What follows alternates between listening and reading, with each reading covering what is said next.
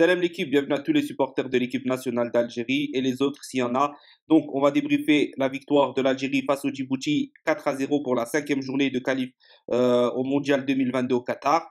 Victoire dans la maîtrise, mais avec beaucoup de faits de jeu, de faits de match, voilà, par-ci par-là, que ça soit en termes un peu du comportement des Djiboutiens, quelques aspects sur nous que j'aimerais relever au niveau pas du jeu, mais au niveau de de la mentalité. Et voilà, aussi au niveau de la compo, il y a quand même eu des choix quand même assez forts, oui, quand même assez forts, mais bon, on va en parler.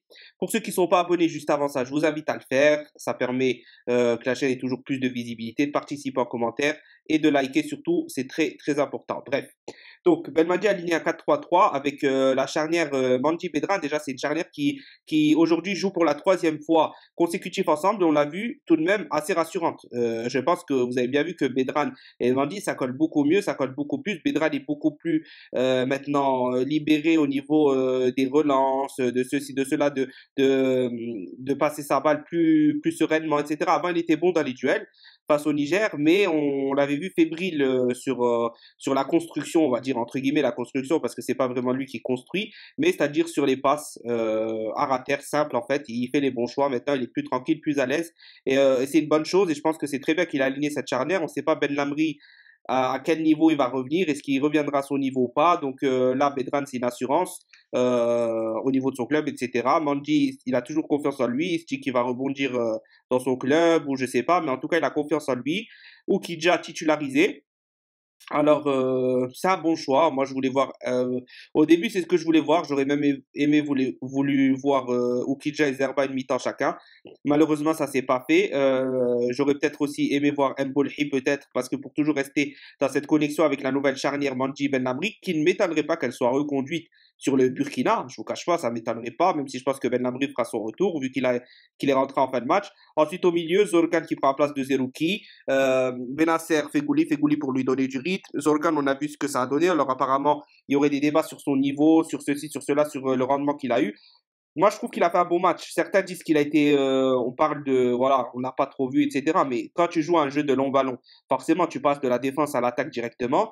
Donc, automatiquement, tu peux pas voir une construction comme si tu étais sur un jeu de possession, etc. On a bien vu qu'on jouait les longs ballons sur Belaïli souvent, qu'on essayait de jouer les longs ballons des fois sur Bounjer. Voilà, donc c'est tout à fait normal que tu le vois moins, surtout que c'est même pas un 4-2-3-1 ou un 4-4-2, c'est vraiment, il est en tant que sentinelle. Les deux milieux dans les longs ballons qui vont venir gratter les deuxièmes ballons, c'est Benasser et Fegouli. Donc voilà, moi j'ai trouvé plutôt bon, plutôt intéressant dans la construction. C'est sa première vraie titularisation, non, c'est sa première titularisation. Donc voilà, on verra bien ce que ça donne. Ensuite, Ben Rahma titularisé à droite, donc très intéressant à ce niveau-là. Je pense que Ben Madi est en train de se donner différentes cartouches sur la droite, sur la gauche, voir ce qu'il donne dans l'axe. Il y a peut-être des consignes pour que Bounjer se décale un peu vers le côté droit des fois. Donc voilà, très intéressant. Il marque un but, il a créé des occasions dangereuses. Il confirme sa montée en puissance en sélection par rapport à son dernier match face au Niger où, on rappelle, il avait été efficace, impliqué sur 3 buts sur 6. Donc 50% des buts, grosse 20-30 dernières minutes, où il avait montré de belles choses, il s'était libéré, etc., etc. Donc là, il confirme pour moi, mais c'est pas encore ce qu'on attend de lui, on en attend plus. Mais honnêtement, il est en train de monter en puissance petit à petit. C'est pas un joueur comme Ounas qui, quand il va rentrer 15-20 minutes, il va faire directement la différence. Ben Rahma a besoin de plus de temps, peut-être. Il a besoin d'être vraiment introduit dans le jeu, etc. Donc, il faut voir comment placer tout ça. Il faut voir comment placer tout ça, mais en tout cas, il a montré de belles choses. Halaimia Abdelawi, écoutez, c'est plus que correct. Honnêtement, c'est plus que correct, on va pas se mentir. Carton jaune un peu débile de Halaimia, même si l'arbitre y est pour beaucoup, donc c'est pas vraiment de sa faute. Mais on a vu que ça centrait un peu plus, que défensivement, c'était pas mal. Voilà, c'était correct. Après, c'est le Djibouti, c'est pas le plus grotesque qu'il y a. Bounedjah a bien joué, il est sur une passe décisive, etc. Donc voilà, c'était plus que correct aussi à ce niveau-là.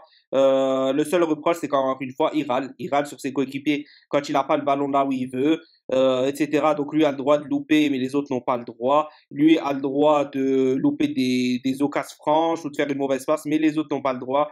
Non, ce côté-là, c'est quelque chose qui m'agace chez Bounjer. Ça peut passer une fois, deux fois, mais pas tout le temps. Pas tout le temps, surtout quand tu fais sur des joueurs, par exemple, comme Ben Rahma ou ceci ou cela, qui ont besoin de confiance, qui sont titularisés pour ça. Tu dois quand même, avec l'expérience que tu as, savoir te taire et savoir montrer au contraire la confiance, applaudir ou montrer avec ton pouce que voilà, continue comme ça. La passe était, essaye un peu mieux, mais ta passe est bonne, continue, tu vois. Quelque chose comme ça. Et il n'a pas ça.